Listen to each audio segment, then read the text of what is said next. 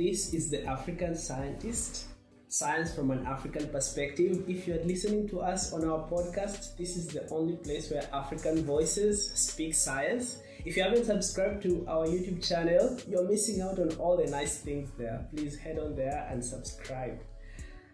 Yeah, today we have a guest and I will let her introduce herself. Yay! Hi, my name is Ruth Wambui, commonly known as Wambui, and I am an African scientist. So my main focus of research was plant genomics. Yeah, that's it. I'm also the host of Farm to Table podcast. So if you listen to podcasts, you can find us on all podcast platforms. So Farm to Table podcast KE. We talk about all things food, the food value chain, food security. Yeah. And thank you for having me, Brian. I'm so happy to be here. Wow, thank you for coming, Ruth. I should tell everyone that Ruth used to be my classmate during our masters, but she chose to do the better, more scientific plant genomics, while I chose to study the boring stuff.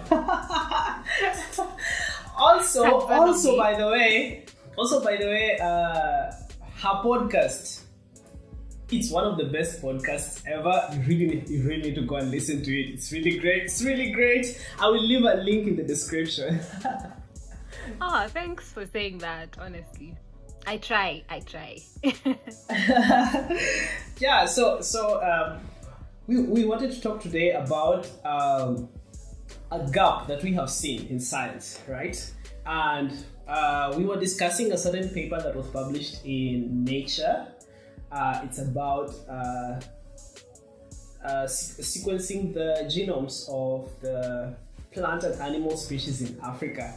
So first, by the way, I just wanted to say, did you see the name of the first author?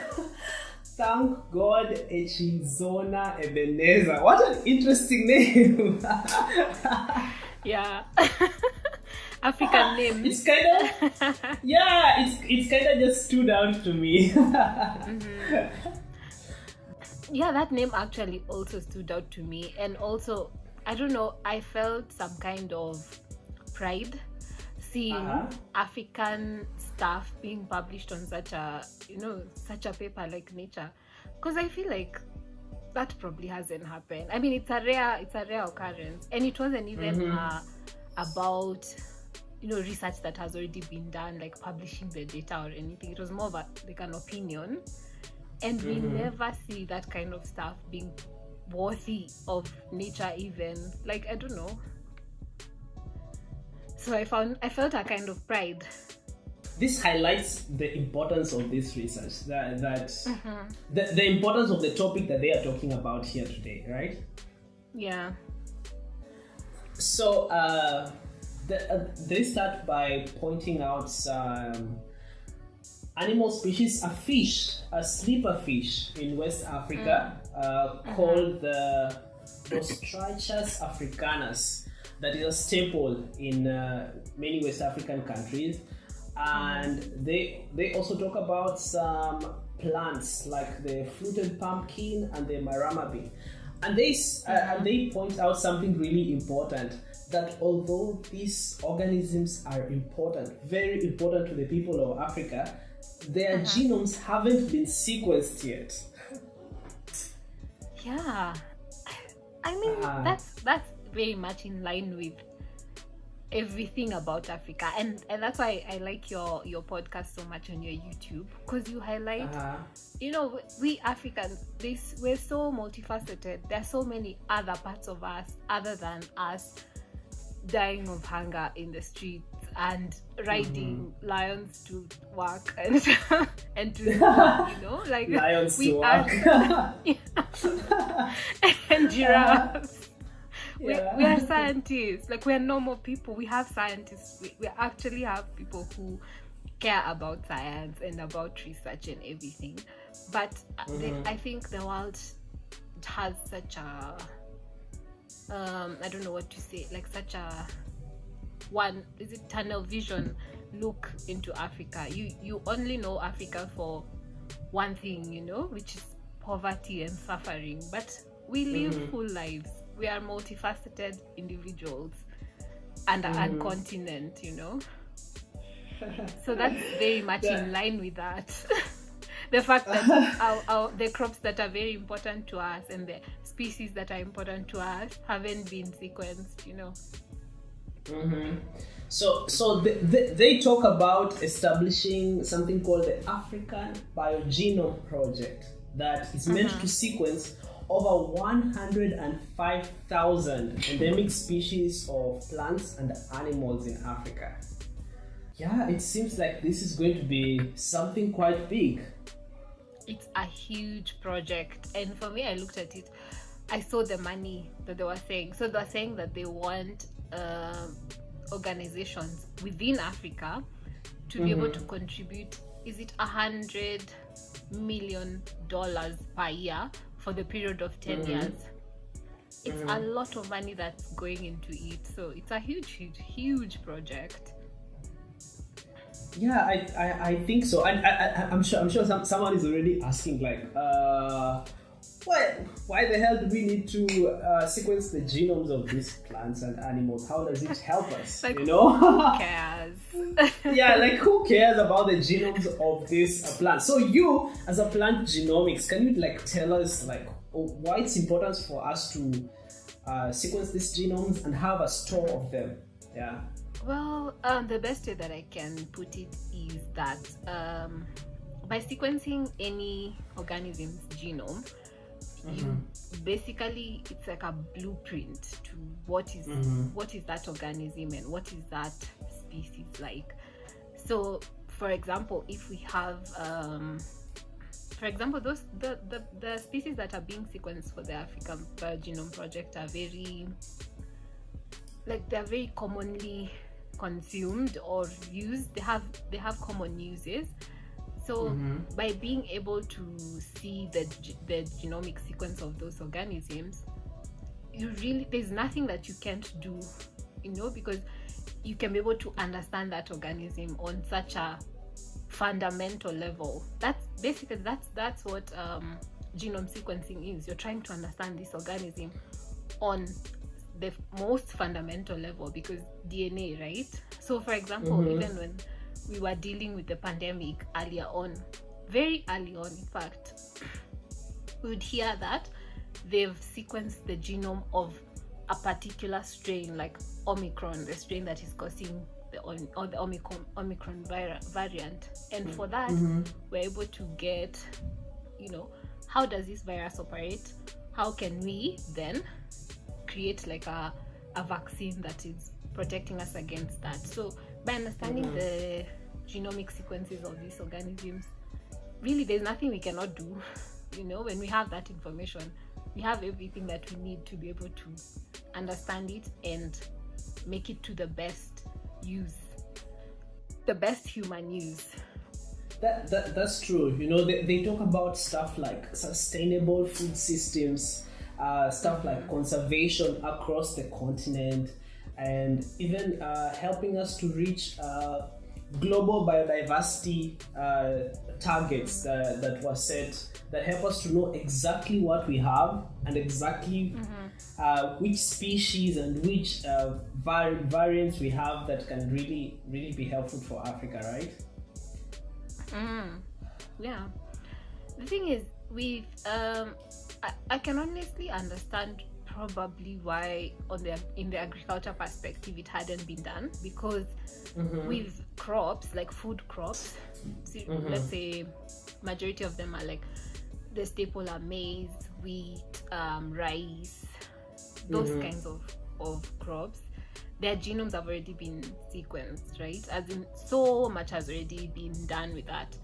But then now, where this Africa BioGenome Project comes in is when we're talking about the plants that are endemic to Africa, right? So they're not consumed worldwide. And I honestly think that before colonization or before whatever, we didn't used to, those were not our staple crops. I honestly don't think rice, maize, and all those things were ours. I may be ignorant, to be honest, I don't know, but I feel like we had our own food crops that were our staples, that are not, the ones that are now staple to the whole world currently. So I think that's where some of the information got lost, because now we took on the staples of the world, and our staples were no longer, we kind of lost our original crops and plants. That's true. And they also talk about the fact that most of the genome sequencing that has been done on anything African has been done outside Africa with other people's agenda. I was surprised that they said this, that less than 2% of the genomic analysis of the Human Genome Project came from any African individual, and you remember the Human Genome Project was actually one of the biggest projects of the early 2000s when this whole DNA thing was catching up, but only 2% is African, which just blows my mind. I don't know.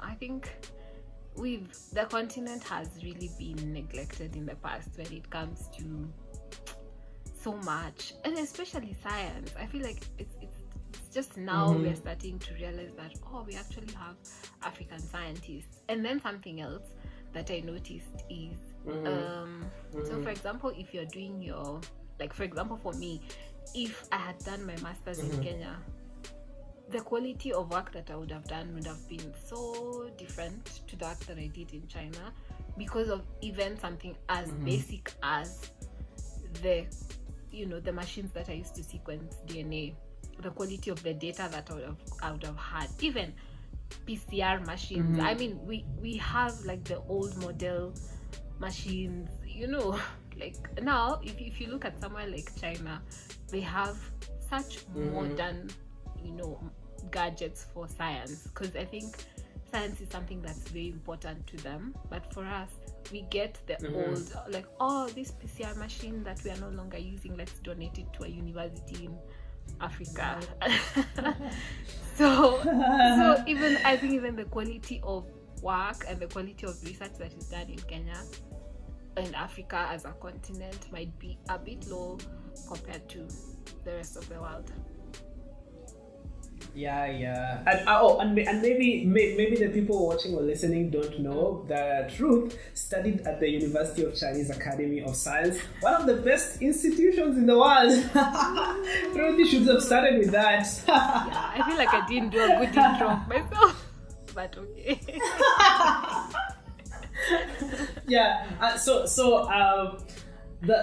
They say that there's something interesting that was noted in this paper, that during the Ebola epidemic in West Africa in 2014 to 2016, around 269,000 blood samples were obtained from patients for diagnosis.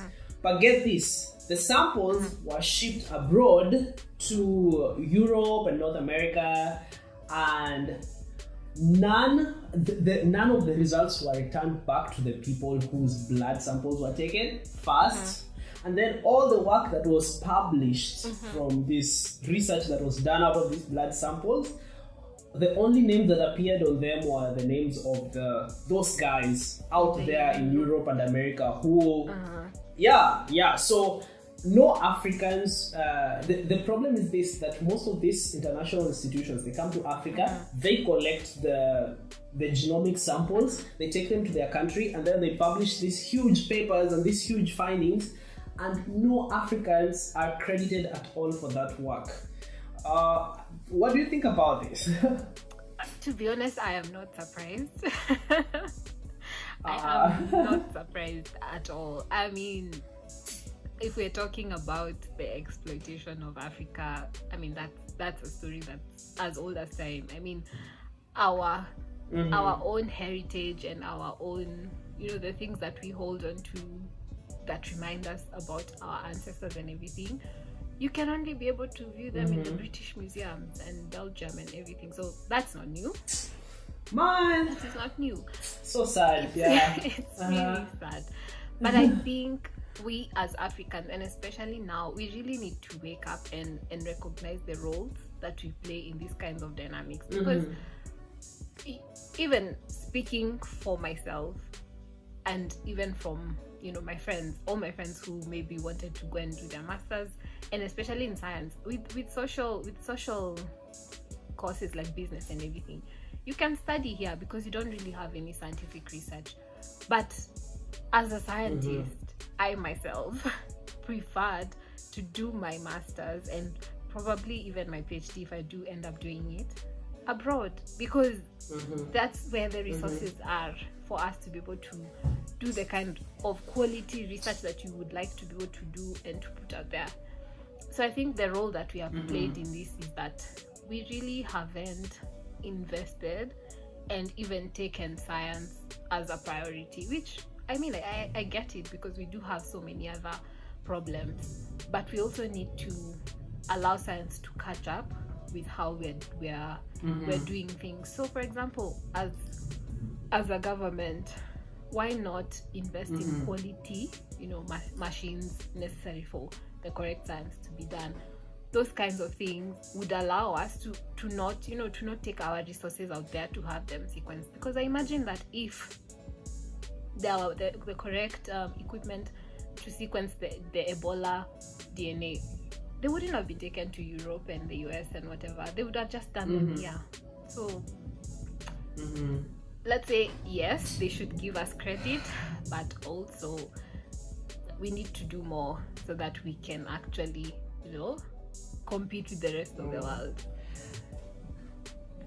Speaking of investing, this African BioGenomic Project that they're talking about is said to cost, get this, $100 million per year. Yes. Right? For 10 years.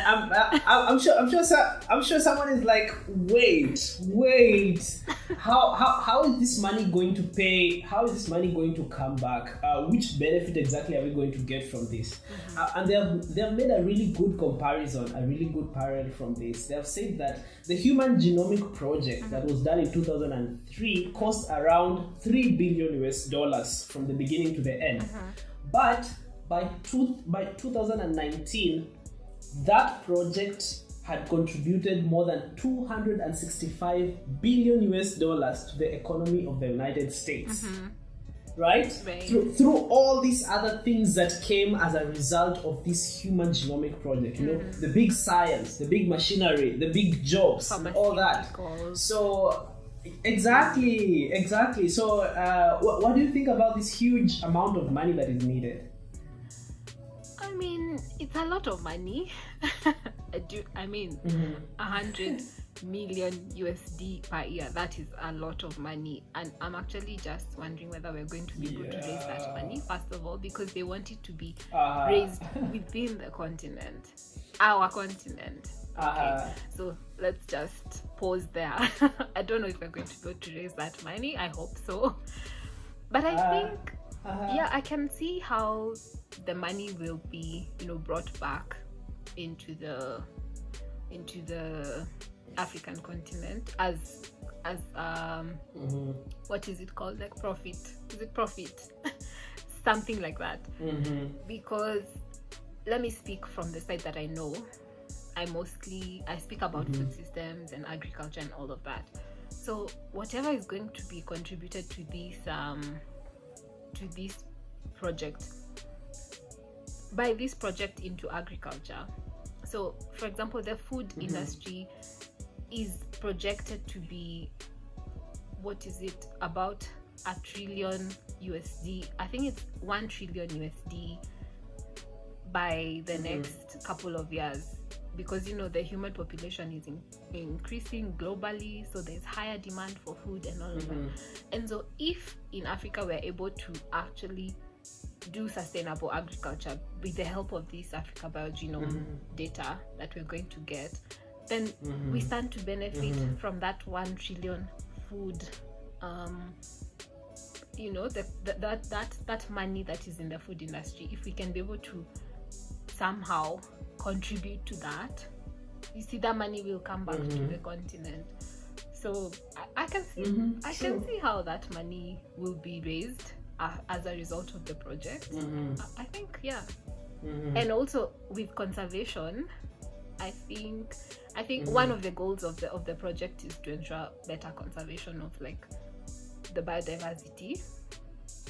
And with biodiversity, it plays such a huge role in the current climate change crisis that we're seeing. So again, I can really see the benefits of that and how that money is going to be mined back into the continent. Hopefully if things go well. What do you think? You've actually reminded me of some research I was reading last week about the fact that we are going through the 6th largest extinction event, where the human caused climate change is causing a lot of animals and plants to just die off. The conditions are becoming less and less hospitable to them, and therefore many species are getting lost. And now imagine the beautiful species of fish maybe in the African lakes that we have never sequenced that are now disappearing. Yeah. And the beautiful trees in our rainforests that we have never sequenced that are now disappearing. Yeah. And who knows what kind of benefit these organisms would hold and what kind of lives they would have changed if we actually knew about them, right? Yeah, that's true. It's so man, I think that this project is a really good one. They say that it's going to employ nearly almost 300 scientists from all over Africa, almost 300, 55 from like biodiversity, agriculture, bioinformatics, and then some more in the academics, policy makers, and other institutions. So this is going to be a huge thing, and it's going to be a good place for people like you to get jobs. Yeah, people like us, Brian. Yeah. Like us. Yeah. I am forgetting that I'm a scientist, right? Yeah, I think it's a good opportunity. And to be honest, if I were to be a part of such a huge project, it would be such an honor. Like, can you imagine being a part of such a huge project? And it's so monumental for Africa, because who knows, maybe after this is a success, it will promote for more and more such projects to be done within the continent. I mean, it's great. It's a great opportunity. This thing really has the capacity to change Africa. They're talking of establishing a gene bank in Tunisia, and then another research center in Burkina Faso. So the scientists are saying that, taking into account the prices of the other genomic projects around the world, it will cost around $4,200 per species to sequence one species. And carrying out this entire project is projected to take around 10 years. I can see how that's going to, but there's going to be so much work for the bioinformaticians. Like, it's a lot of work for the bioinformaticians. Yeah, I can already see the what are they called? Those DNA trees where they like genomics. What are they called? Funny. Forgetting the name of that. Funny story. I did a lot of phylogenetic trees. Phylogenetic trees. Yes. Funny story. That's what I was looking for. I did a lot of bioinformatics for my masters, and Do you know when I started my research, because I left, as you pointed out, we were classmates, and I left our school and I went to a different school. And so I remember for the first month when I went there and I got like my research topic and everything, and then I started, and I was so fresh, like I was so new to the bioinformatics field that I had to learn everything from scratch. I didn't know a single terminology, a single software, nothing. So I remember when I started to learn it, and I was doing it by myself because language barrier. I mean, my group members really tried. Like, props to them. They really tried, but the language barrier was just too huge. And I remember when I checked my weight 1 month into starting my research, I had lost 10 kgs. Oh my gosh. It was hectic. I guess many people don't know how difficult getting into science and succeeding in it is. You know how much time and effort and energy it takes. Difficult. Yeah. I dropped 10 kgs so easily, and yeah. Wow, this but I know for sure that the kind of work that is going to be done here is really going to add so much value to Africa. It will. It's going to help improve our food systems, you know, help us to have more resilient, better crops, understanding this whole plant breeding area. Oh, by the way, I did a whole video about GMO. It's linked in the pop-up banner right here. And it's going to improve conservation of those animals that are getting lost due to climate change. And imagine the amount of data that we are going to get. You know, I think some people don't get how important data is. Can you just tell us how important just having the genomic data is? Data is everything, and I've honestly come to realize that I recently featured someone who is in the tech space but for agriculture, and what they do basically is to collect the data, like just farmers' data regarding to income and everything, so they collect a lot of data. And that guy was telling me his startup is based on agricultural data, and how important data is. I mean, I think we underestimate it, and you can never really tell how important data is, but data is everything. For example, if you go today to a bank to get a loan, they're going to ask you about your income. You know, that's data. How have you been earning? How have you been, you know, if you go to a hospital today, they're going to ask you about your medical history. That's your data. So data is ingrained in every single aspect of our lives, and it's so important. And if we have especially this particular data on DNA and genomics and all of that, it's such a game changer. It's such a game changer because you basically understand an organism fully at such a fundamental level. So you can be able to, if you see, let's say it's an animal, if it gets sick, you can be able to pinpoint from the data this particular gene predisposes it to become, you know, to behave like this because of this. It tells us everything, honestly. So we can't overstate the importance of data. Yeah, I think this publication just puts into perspective the fact that Africa, we need to do things for ourselves, okay? We need to stop complaining and crying and saying, oh my God, these people stole from us, these people took this from us, and we need to just get up and do stuff for ourselves, you know, invest the money, buy the equipment, equip our universities, get the scientists. Scientists are already here. It's me and Ruth. Yes, the scientists. Okay, get us there, and let us record this. Let us take these samples and do the science that is needed to really better Africa. I think this is the biggest takeaway from this, right? Really, truly, it's the biggest takeaway, which is that we actually can be able to do things for ourselves. Like, we really don't need to be relying on the Western world to come and do things for us. And I feel like, to be honest, we've been very complacent, and I know maybe, you know, we haven't had the best environment to actually stand up on our own 2 feet and do the things for ourselves, you know, because of all the exploitation and everything. But I believe that now is really the time. We should, you know, it's time for us to really take control of our lives and like have agency over our lives. That is so true. That is so true. So, is there something else that maybe we haven't mentioned that you'd like to tell us, or maybe a final word, a parting shot, whatever. Tell us any good things, Ruth. I don't know. I think one thing that we can discuss, Brian, is the importances, the three importances we've mentioned about conservation. Maybe we can speak more about, the goals of this paper according to now the project, which is food.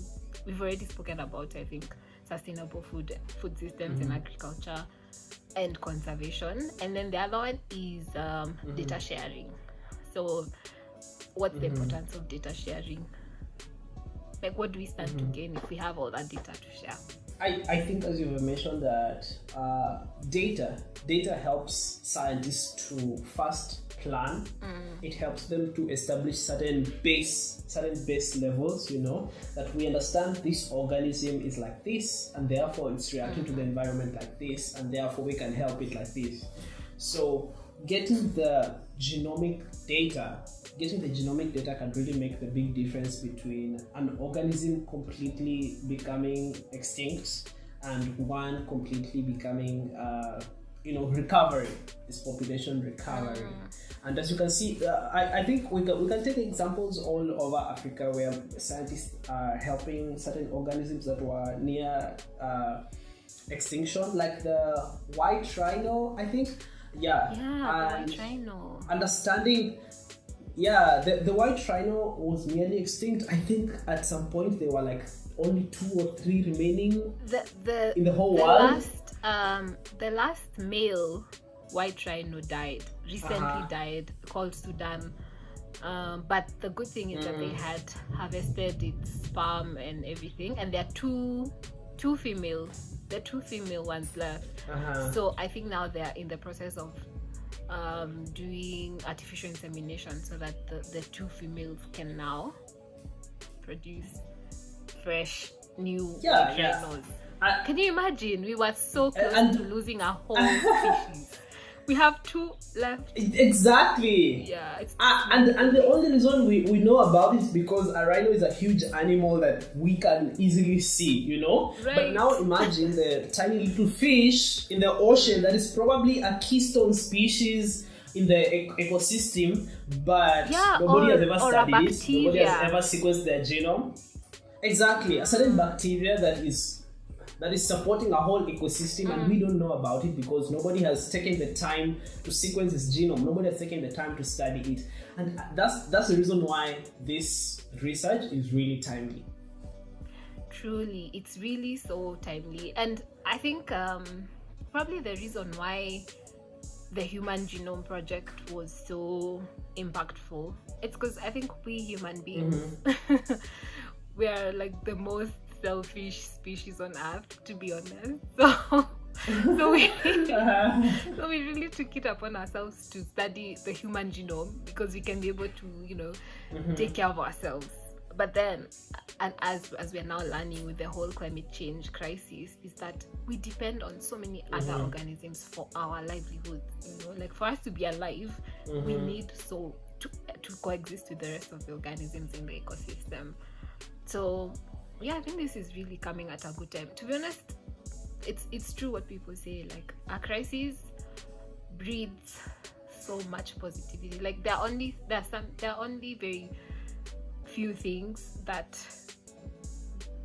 are born out of non-crisis situations, but crisis situations, they breed so much, because I feel like were it not for the climate change crisis that we're currently going through, I don't think anyone would care enough to check the African BioGenome and see what is going on.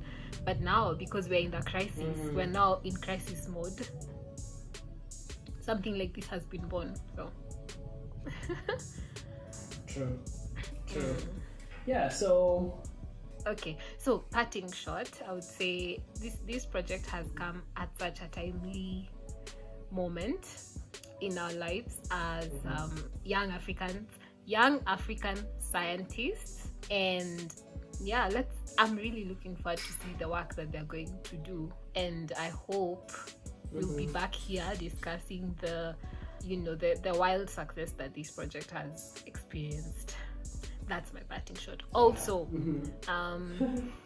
check out my podcast, I speak about food and food systems and agriculture, sustainable agriculture. That's Farm to Table Podcast, KE, on all podcast platforms. So thank you so much, Ruth, for being part of the African Scientist today. We are so glad to have you. This entire recording will be live both on our YouTube channel. Please go and subscribe, and on our podcast, the African Scientist Podcast, the only place where African voices speak science. I will have links to all the papers that we use in this discussion in the description. And I will also have links to Ruth's podcast. Please go and listen to her. She has incredible, amazing stuff to share, okay? Yeah, and if you're a scientist, an African scientist, and you would like to be hosted in my show, come tell us what kind of research you're doing and how you're planning to change the world and change Africa, please hit me up on my social media on Twitter, Facebook, and Instagram. Thank you so much. This is the African Scientist, science from an African perspective.